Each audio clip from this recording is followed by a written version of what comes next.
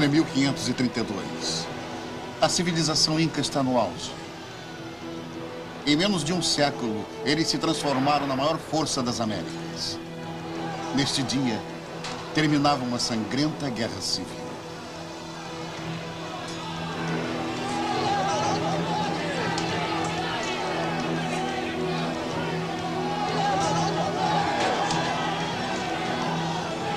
Um novo líder surgiu. Seu nome era Atahualpa.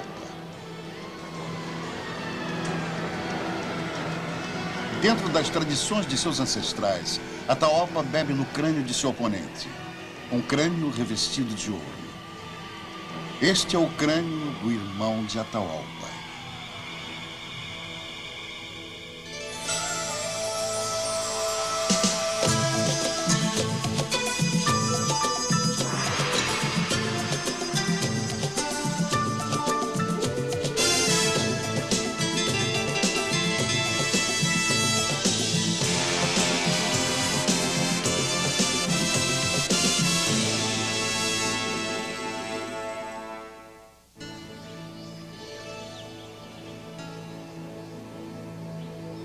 Atahualpa e os incas prosperaram numa região acidentada e inóspita, onde poucos sobrevivem, sacudida por terremotos e vulcões. Os picos muito altos de sua pátria tinham um ar tão rarefeito que os visitantes ofegavam. E desertos costeiros tão secos que transformavam os homens em múmias. Contra todas as dificuldades, os incas ergueram-se de uma longa linha de civilizações que durante séculos sobreviveram aqui. Civilizações como a Tiwanaku e a Moche, a Peracas e a Nazca, a Icatintia, a Chancay e a Timo. Os misteriosos ancestrais dos incas. Algumas construíram grandes cidades que hoje estão desaparecidas no meio da lama. Ou contaram histórias nos tecidos que enrolaram seus mortos. Algumas honraram seus ancestrais adorando suas múmias. Algumas são lembradas por seus tesouros admiráveis. Outras, por antigos segredos, assombram imagens gravadas no solo do deserto.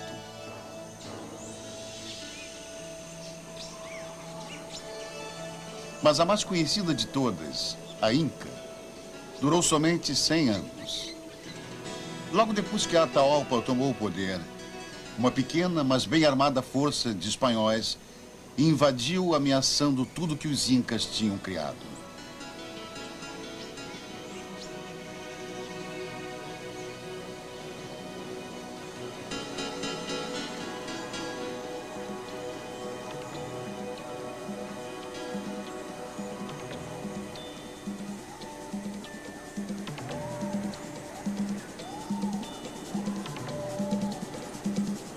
O império mais poderoso da América se acreditava invencível.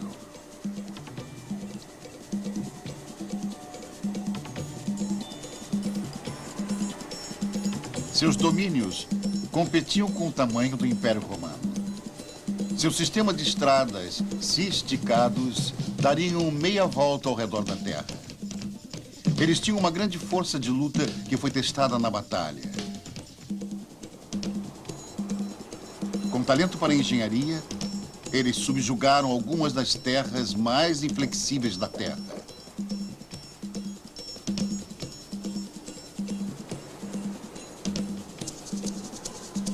Seus mensageiros cobriam 400 quilômetros por dia, mesmo carregando peixe fresco desde o nível do mar a 3.600 metros.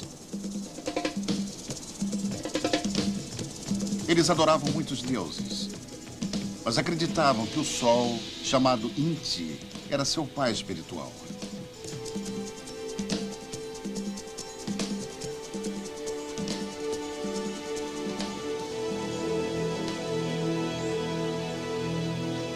A maioria de suas criações mais gloriosas resistiram.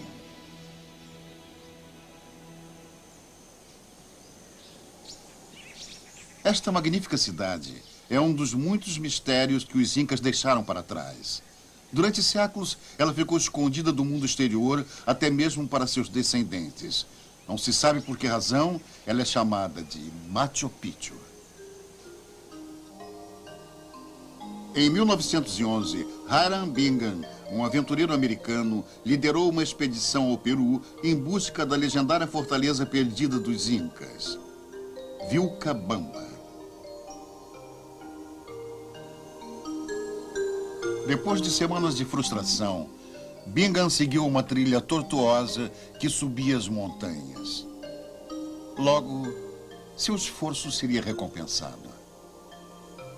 Ele contava que, de repente, ele se deparou com as paredes de casas arruinadas, construídas com a mais alta qualidade inca em trabalhos em pedras, e que era difícil de vê-las porque estavam parcialmente cobertas pela vegetação que ali cresceu durante séculos. Parecia um sonho inacreditável. Durante 400 anos, Machu Picchu permaneceu em silêncio no topo do mundo. Agora, o último grande santuário inca foi revelado. Desconhecida para seus conquistadores durante séculos, esta cidade no céu personifica todos os mistérios das grandes culturas que vieram antes deles. O arqueólogo Michael Moseley diz que de todas as grandes civilizações da antiguidade, os incas e seus predecessores tiveram que controlar exageros de todo tipo e condições ambientais. E com isso surgiu um sistema de vida organizada social, econômica e religiosamente que era extremamente maravilhoso. Ele diz que se pudermos entender a mentalidade deste povo, que lhes permitiu sobreviver e prosperar, teremos então uma grande chave para chegarmos ao verdadeiro chefe da maior das civilizações das Américas. E este é um mistério que estamos tentando solucionar.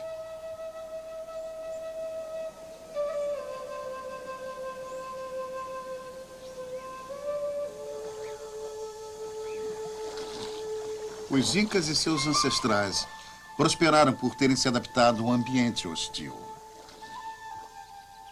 Seus corpos desenvolveram grandes pulmões e pernas curtas e fortes para andar no terreno íngreme da montanha.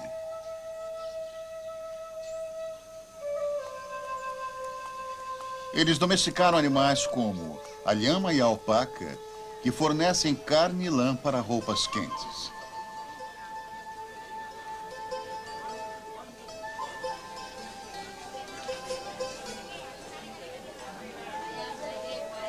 E talvez o mais importante, eles cultivaram uma grande variedade de culturas que floresceram nos diversos ambientes da região.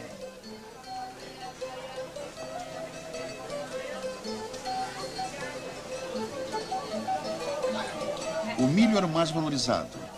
Eles plantavam tomates e amendoins e mais de 200 tipos de batatas. Eles cultivavam coca e mastigavam as folhas para afastar a fome e o cansaço.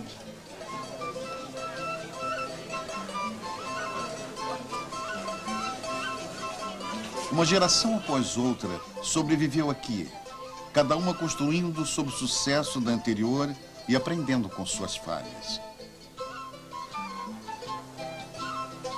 Conforme a população crescia, eles reformulavam a paisagem de acordo com suas necessidades. Rios foram aneados, canais escavados e milhões de acres dos flancos da montanha entalhados como terraços cultiváveis. Como degraus para os céus, eles impressionaram os espanhóis, que chamaram a cadeia de montanhas de andenes, que em espanhol quer dizer terraço. Embora seja acreditado aos incas a criação dos terraços, muitos foram construídos por seus antecessores. Michael diz que quando os espanhóis chegaram, eles simplesmente relacionaram tudo aos incas, não dando a menor atenção às muitas civilizações, às muitas tribos, aos muitos grupos que os incas incorporavam. Só na virada do século é que os arqueólogos começaram a descobrir que havia ruínas maravilhosas que antecediam os incas em 1000 anos. E que os incas foram simplesmente a culminância política de 10.000 anos de adaptação às montanhas altas, às selvas e aos desertos.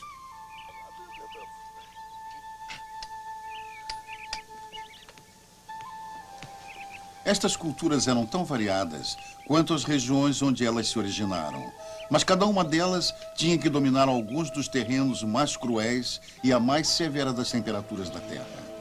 Ao leste, a Amazônia, a maior floresta tropical do mundo.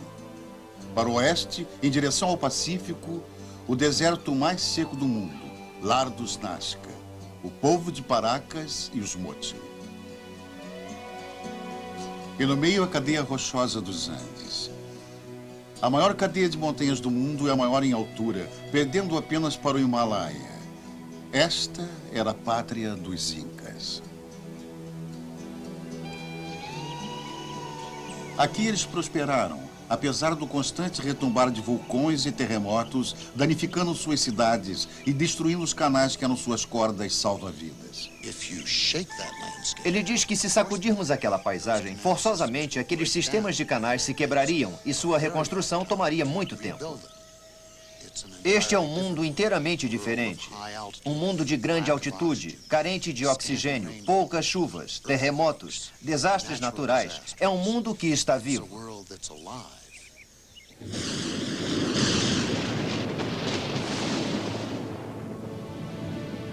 Os Incas e seus predecessores respeitavam o poder da natureza. Em adição a Inti, o Deus Sol, eles adoravam as montanhas, a terra, o trovão e a lua. Eles aumentavam seu panteão com cada povo que eles conquistavam, incorporando novos ídolos e espíritos aos seus próprios. Mas todos os povos da região concordavam com um Criador universal chamado Viracocha. Como os Incas não deixaram nenhum registro escrito, nós só conhecemos seus deuses, assim como conhecemos muito da vida indígena pelas crônicas dos espanhóis. Pedro de Cieza de León chegou em 1535. Uma destas crônicas dizia que os índios contavam que durante muitos dias o mundo ficou na escuridão. E então emergiu da ilha de Titicaca o sol em seu esplendor, no qual tudo se alegra.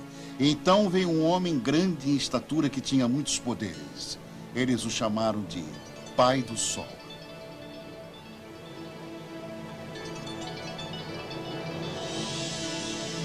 Já que Viracocha era o Pai do Sol, então cada líder inca era o Filho do Sol.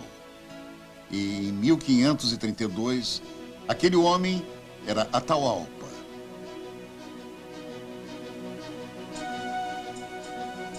Ele e seu povo eram os senhores de seu mundo.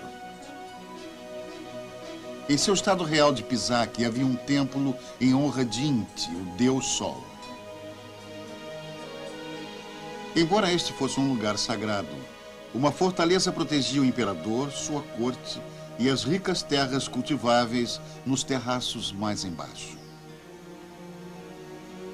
Com uma vista dominante do vale, ela foi projetada para defender contra as tribos amazonenses selvagens do leste. Mas logo, um novo inimigo apareceria. Um inimigo em busca de ouro. Armado com seu próprio Deus e poderosas armas novas. O inimigo que ameaçava destruir tudo que os Incas haviam criado.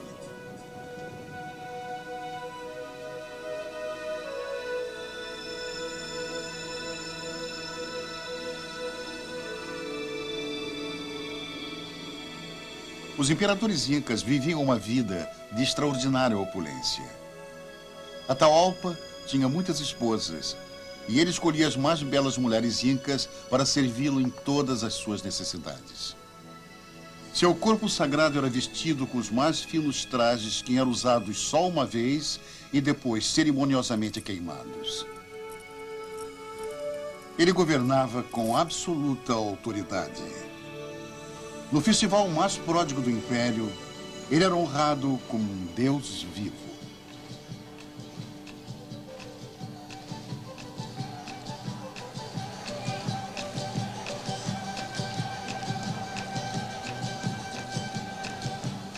O festival de Inti Raymi acontecia na cidade de Cusco, a capital inca, durante o inverno, e celebrava o sol e todos os seus abundantes presentes. Os espanhóis baniram Inti Raymi, mas ele renasceu no início deste século. Assim como muitas tradições incas, Inti-Rami honra os antepassados que acreditavam em Deus, em seu imperador e em seu próprio trabalho árduo. Michael diz que este sistema de crença reconhecia um dos antepassados como um ser extremamente importante. Seus avós, seus bisavós estabeleciam a posição de cada um na sociedade. E como os antepassados eram muito importantes, essa gente, adorando seus antepassados, se entregou ao que se chama de veneração ancestral. O ponto principal era se assegurar de que o corpo do antepassado permaneceria intacto. E para se fazer isso, a mumificação de corpos se tornou muito importante. O imperador morto seria embalsamado e mantido em seu palácio, em um estado quase vivo.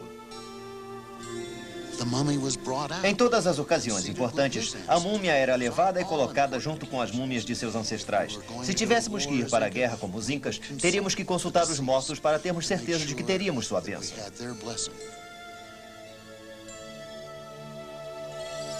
Entre os incas, a corte da morte era chamada Panaca. Mas a mumificação nesta região data de quase 5.000 anos antes dos incas. Nos áridos desertos da costa peruana, os corpos resistem naturalmente à decomposição. Centenas de cemitérios salpicam a paisagem. Hoje, estes restos revelam muito sobre o passado. Sonia Gilliam diz que esta múmia deve ter cerca de 1000 anos de idade. E por causa do tamanho do pacote, sabemos que é um homem adulto jovem ou uma mulher. Comparado aos outros pacotes, as bandagens são muito simples, o que sugere sua posição dentro da sociedade. Através dos ossos dos pés, a doutora Gilliam acha que se trata de uma mulher jovem adulta. A pele em determinadas áreas está intacta. Os músculos desapareceram quase que completamente. Agora, Sonia Gilliam está removendo a segunda bandagem, na área em que deveríamos encontrar o rosto.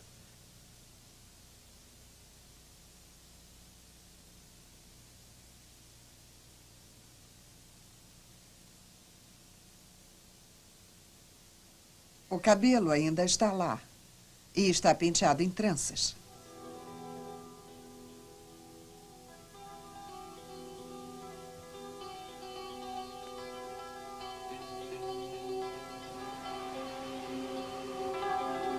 Ecos dos ancestrais estão em todo lugar, preservados nas areias flutuantes do deserto.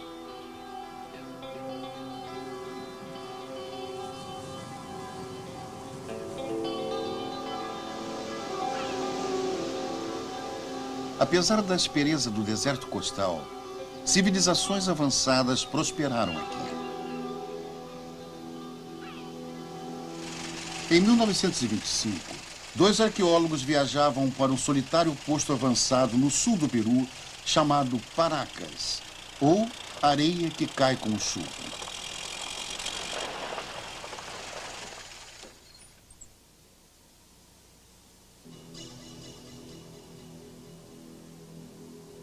Eles foram atraídos por informações de um grande cemitério no deserto.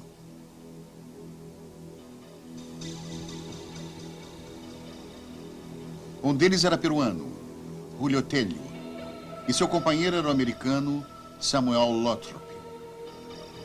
É impressionante o que estas culturas avançadas puderam desenvolver neste ambiente bonito e estéril. Mas cada vez mais artefatos notáveis eram mostrados no mercado negro. Mas nos arredores, a evidência é ainda mais forte.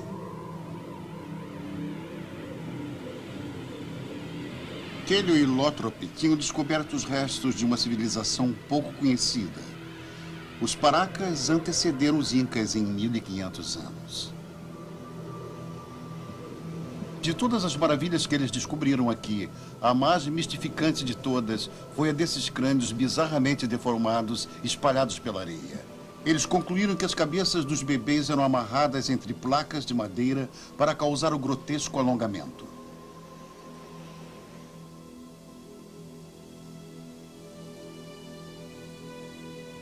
O arqueólogo Garcia conta que a deformação dos crânios começava quando a criança nascia e continuava até que ela atingisse 3 ou 4 anos. Apenas uma pequena percentagem de crânios deformados foi encontrada, o que indica que esta prática existia apenas entre a elite ou as classes altas.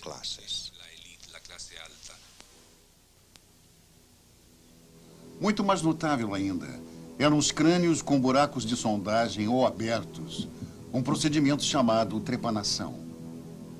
Garcia diz que, inicialmente, a trepanação era uma forma de cirurgia para crânios fraturados, mas mais tarde ela foi usada em rituais, para permitir que a malignidade ou as doenças saíssem. Admiravelmente, hoje se sabe que 60% das pessoas que passaram por este procedimento sobreviveram. Sabemos que eles sobreviveram porque muitos crânios trepanados mostram sinais de cura. Normalmente dava-se tite ao paciente para que ele relaxasse. A tite é uma forte bebida fermentada.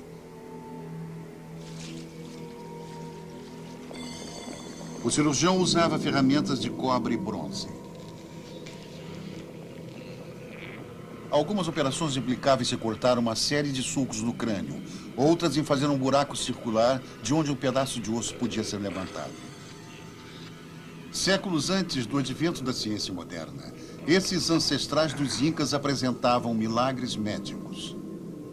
Mas a completa explicação para esta prática bizarra permanece envolta em mistério. Talvez o maior enigma de todos os mistérios, deixados pelos Incas e seus ancestrais pouco conhecidos, seja o do povo chamado Nazca. Os Nazcas floresceram nos vales costeiros, onde as águas são escassas e os raios do sol impiedosos. Assim como os Incas, os Nazcas adoravam os deuses da natureza, o sol, a lua e as estrelas. No deserto, eles construíram linhas e símbolos que ainda hoje são mistérios. Para eles, o deserto pode ter sido uma catedral para orações sagradas, um calendário celestial para marcar as estações, ou, como acham alguns, uma tenda gigante para mensagens para antigos viajantes do espaço, criaturas de outros mundos. Nós nunca saberemos. Tudo o que resta dos Nazcas agora são enormes charadas na areia do deserto. Mistérios que têm desconcertado os cientistas e gerado uma controvérsia que beira a ficção científica. As linhas dos Nazcas, espalhadas por mais de 350 quilômetros quadrados. O pássaro tem 135 metros de comprimento. Outras são simplesmente linhas retas que correm por quilômetros sem fim. Embora elas possam ser vistas claramente do ar, no chão dificilmente são vistas. Por mais de 1000 anos, elas permaneceram desconhecidas do mundo exterior. Em 1920, pilotos de companhias aéreas começaram a se referir às pistas pré-históricas.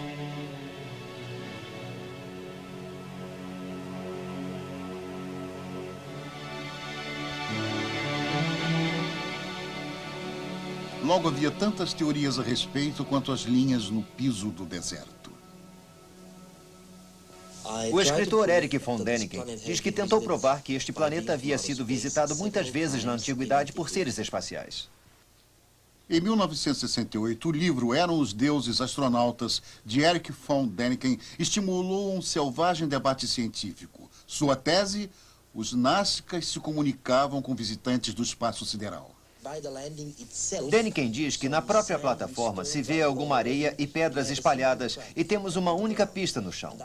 E depois de algumas horas ou alguns dias, temos uma segunda pista, a de partida.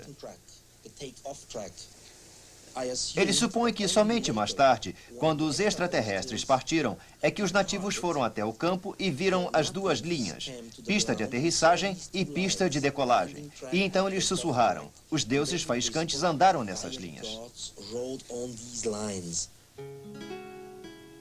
Estudiosos importantes rejeitaram o trabalho de von Däniken em favor de explicações mais terrenas.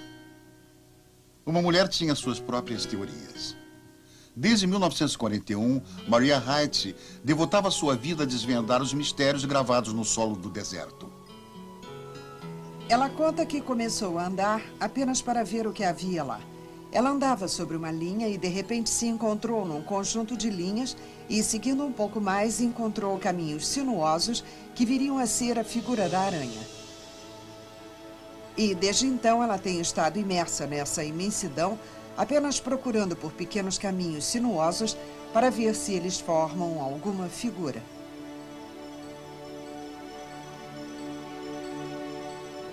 Wright passou anos medindo cuidadosamente as linhas e esboçando suas relações com os movimentos do Sol, da Lua e das estrelas. Ela concluiu que as linhas geométricas são um calendário astronômico gigante que dizia aos Nazcas quando plantar, irrigar e colher suas culturas. Embora sua conclusão seja plausível, alguns acham que ela desprezou um ponto importante. Garcia diz que, de certa maneira, Mary negligenciou a parte antropológica. Ela não se importou com quem fez estas linhas. Os indícios levam a crer que, como uma porção de pessoas trabalhou na construção dessas centenas de linhas, então essas linhas deviam ter um significado cerimonioso. Era uma espécie de estrada ritual que conduzia as pessoas a um certo ponto importante. Era como se essas linhas fossem um lugar onde danças e rituais eram praticados.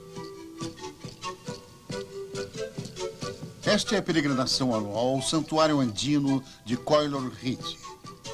Todos os anos, os fiéis dos vilarejos espalhados pela região seguem antigos caminhos para honrar os deuses que vivem nas montanhas acima. No clímax da cerimônia, os índios formam filas gigantescas devido aos picos da região e em louvor aos seus deuses.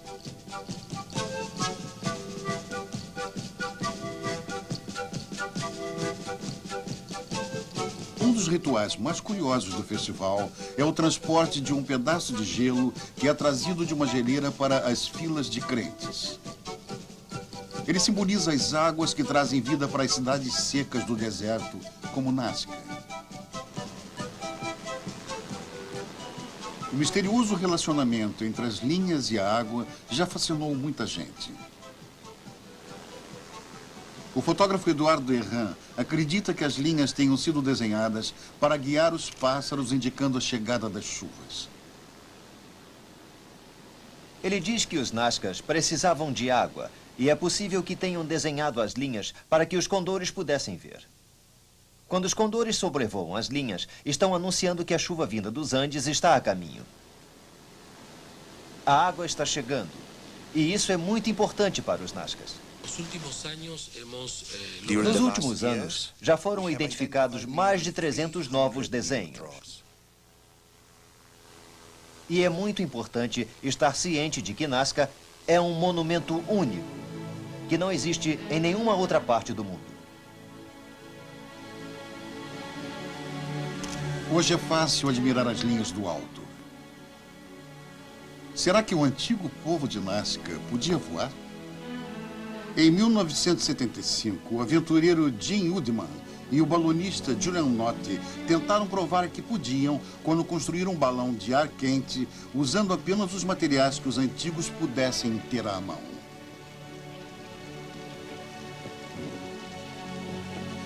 Eles usaram junco para a cesta e tecido de algodão para o balão. E tiraram o calor de uma fogueira e subiram, voando sobre o deserto por 2 gloriosos minutos.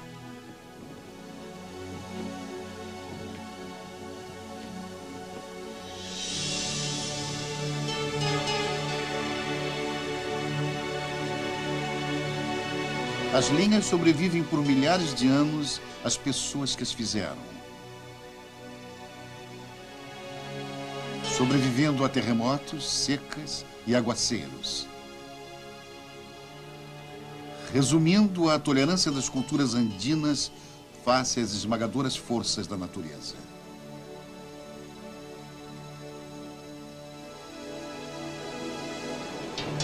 Mas uma outra força estava se delineando no horizonte. uma que nem os nazcas, nem os incas jamais tinham visto. Uma força que para Atahualpa poderia parecer tão estranha quanto um homem do espaço sideral.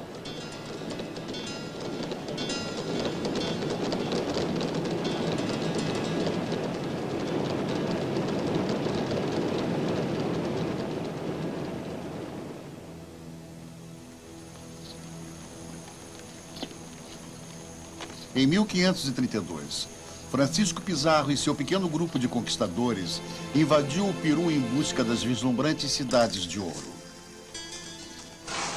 Embora estivessem em número muito menor, eles tinham duas armas que viriam a ser terríveis na batalha. Suas armas de fogo, embora não fossem muito exatas e de recarga demorada, devastaram o exército indígena acostumado ao combate mais próximo. Os espanhóis tinham cavalos, animais que nunca tinham sido vistos antes. Um cronista do século XVI escreveu: os índios ficaram tão apavorados pela furiosa corrida dos cavalos que não se atreviam a aparecer em campo aberto. 10 cavalos podiam dispersar 1000 índios.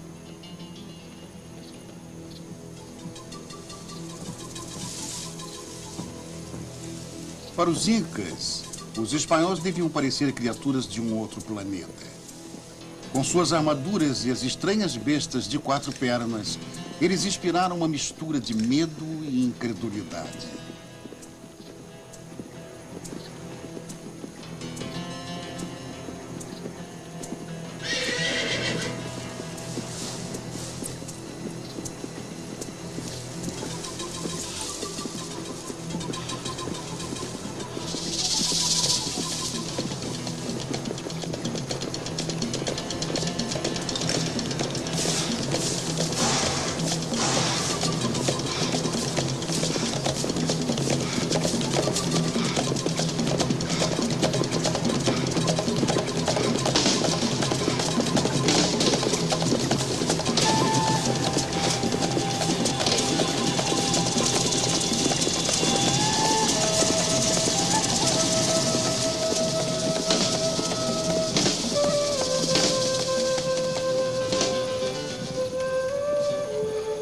Em 16 de novembro de 1532, Francisco Pizarro e seus homens ficaram face a face com Atahualpa. O acontecimento foi recriado num filme de longa-metragem. Eram apenas 168 espanhóis fortes. Mais de 80.000 guerreiros incas estavam acampados nas redondezas. Mas Atahualpa e seu séquito de milhares vieram desarmados. Ele não fazia ideia de que os espanhóis pudessem lutar. Seu plano era capturar os cavalos para começar uma criação. A um sinal, as tropas de Pizarro atacaram.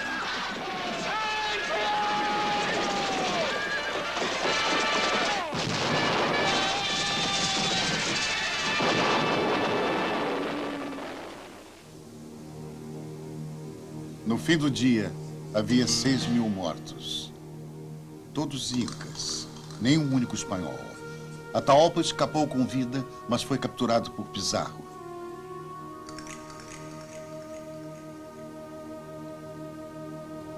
Para ganhar sua liberdade, Atahualpa propôs um acordo sensacional. Ele marcou um ponto no alto da parede de sua cela e propôs encher a cela com ouro. O aposento tinha quase 7 metros de comprimento por 5 de largura. Pizarro duvidava que pudesse ser feito, mas deu 2 meses para que Atahualpa cumprisse a promessa. Cada canto do império foi percorrido na busca de tesouros. Alguns tinham séculos de idade. Muitos foram apreendidos pelos incas quando expandiam seu império.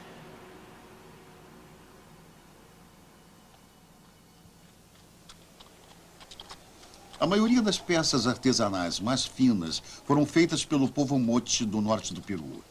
Os moche viveram mais ou menos ao mesmo tempo que os nazcas ao sul e alcançaram seu auge por volta de 500 depois de Cristo. Este é o templo moche do Sol.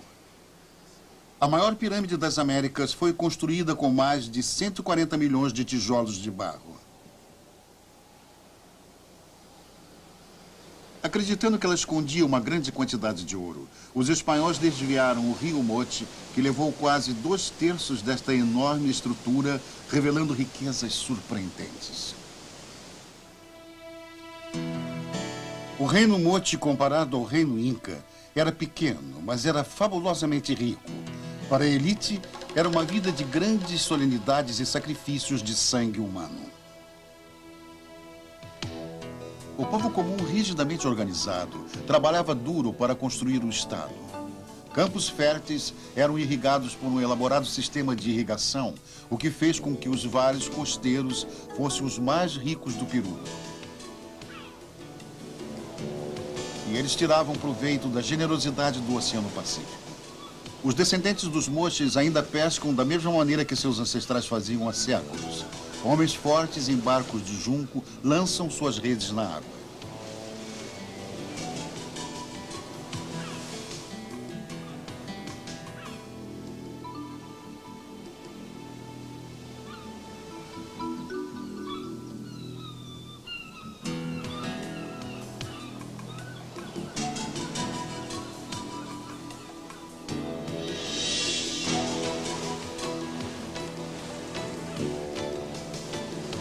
Os regentes Moches mantinham um grupo extraordinário de artesãos e uma religião altamente organizada.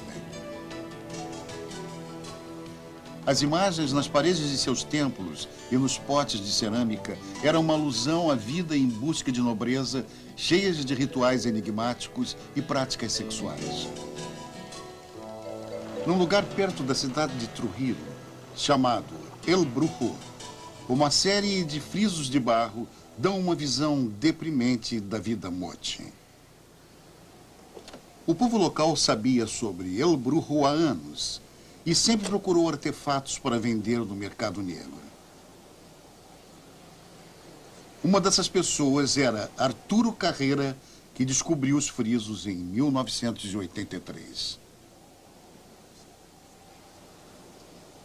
Primeiramente encontramos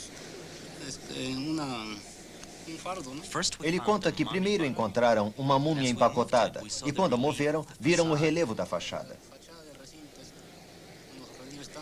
Os relevos eram tão lindos que impressionaram a todos. Eles então cobriram os relevos com lama e decidiram não contar a ninguém. Eram tão lindos que Arturo e seus companheiros tiveram medo que outros viessem e destruíssem os relevos. A grandiosidade do trabalho artístico finalmente despertou a consciência de um ladrão. Arturo e seus companheiros dividiram seu segredo com as autoridades. Hoje ele trabalha junto com uma equipe para decifrar os mistérios de El Brujo.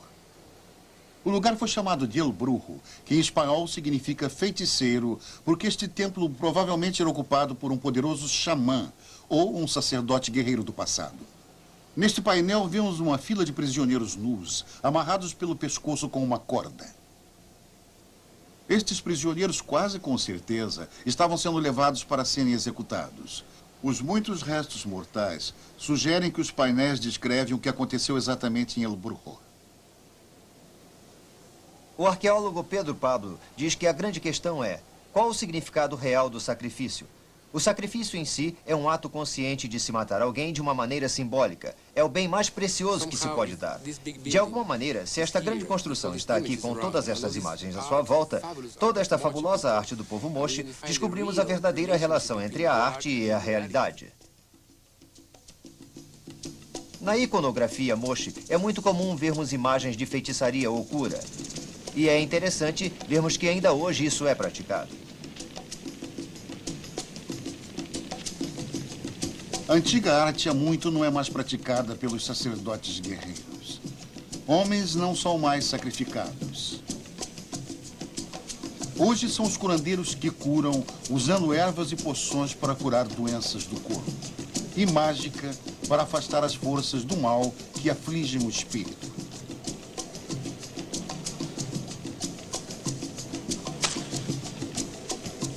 Dom Vitor Bravo, um curandeiro, diz que cura não apenas as doenças vindas de Deus, como aquelas que vêm por meio do diabo. Ele cura, por exemplo, um ar do diabo, uma epilepsia, um distúrbio mental e todas essas coisas.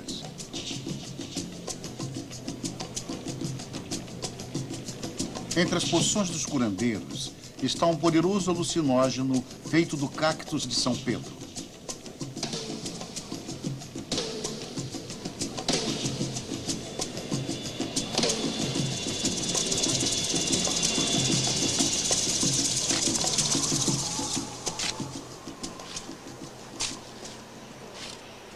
Uma outra antiga tradição, altamente destrutiva, ainda sobrevive.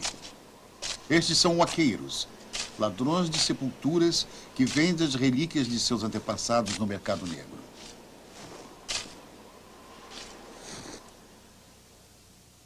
O arqueólogo Alva diz que os fazendeiros pobres do Peru são encorajados a pilhar as tumbas de seus antepassados por causa do crescimento do mercado negro nos Estados Unidos e na Europa.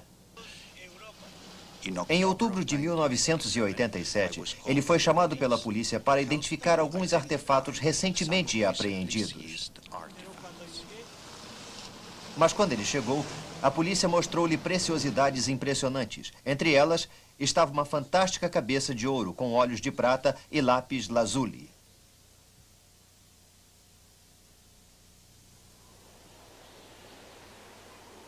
O tesouro veio de uma tumba pilhada perto da cidade de Sipã.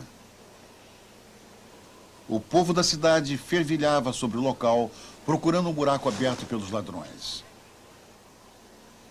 A polícia chegou no dia seguinte para restaurar a ordem. Os tesouros roubados tinham que ser um sinal de que riquezas maiores estavam escondidas lá dentro.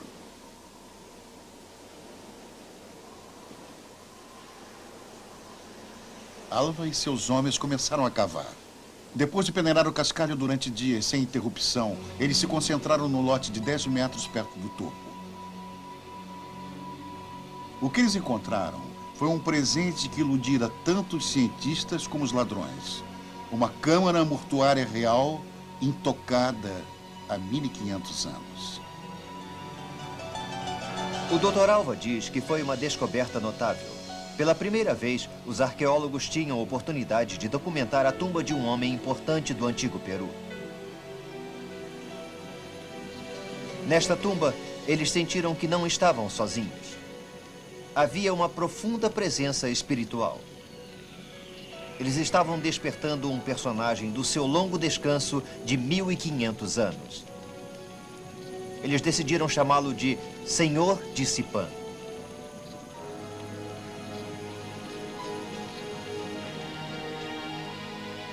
Ele devia ter 35 anos e talvez 1,65 m de altura. Ele estava rodeado por homens e mulheres e até por um cão. Sem dúvida, seus companheiros em vida.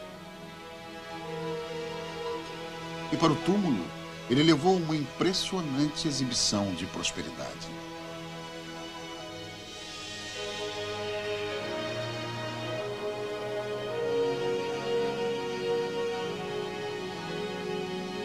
Seu crânio e face eram reproduzidos com ornamentos de ouro, prata e cobre. Ele usava brincos de ouro e turquesa com a miniatura de um guerreiro vestido para a batalha no centro.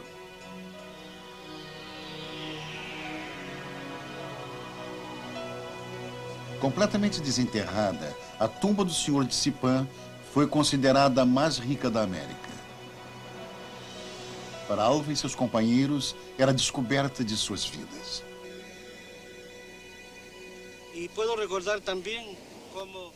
O Dr. Alva diz que se lembra quando tinha 15 anos e tirou a primeira foto deste lugar. Apesar de viver muito longe daqui, ele tinha vindo aqui sem saber o que o destino tinha reservado para ele. Para ele, a descoberta da tumba era a realização de um sonho pessoal, assim como uma meta profissional. Mostrar aos peruanos que a arqueologia está viva, que os arqueólogos estão aqui para recuperar as raízes da nação peruana e que os peruanos têm que se sentir orgulhosos de seu extraordinário passado.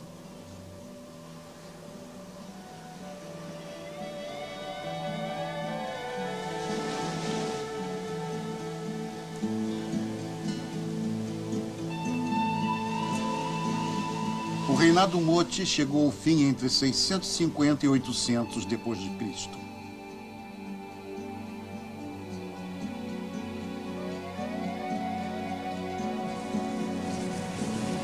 Provavelmente uma combinação de terremotos e secas transformou suas terras férteis em deserto outra vez. Numa longa fila de grandes civilizações andinas, mais uma foi finalmente subjugada pelas forças da natureza.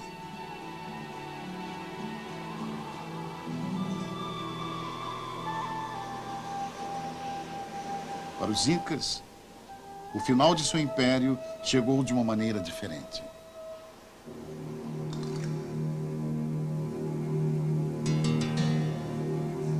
Durante meses o resgate subia porque Atahualpa ia levando tudo para sua cela na prisão e o acúmulo de tesouro chegava cada vez mais perto da linha marcada na parede.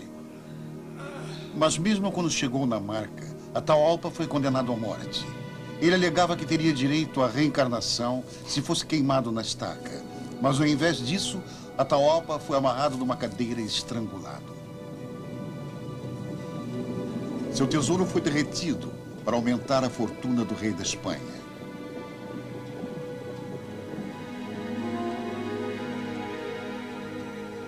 Embora seu império tenha sido destruído, as múmias reais dos Incas continuaram a ser adoradas em segredo.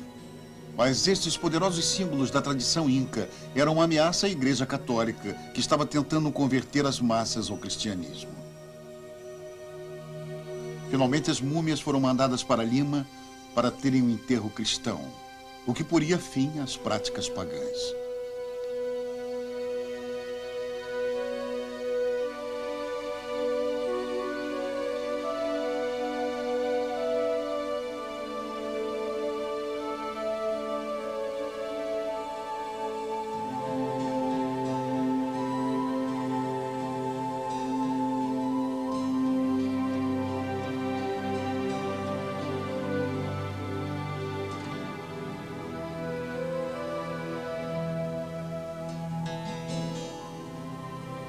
O cronista do século XVI, Garcilaso de la Vega, descreveu sua partida de Cusco.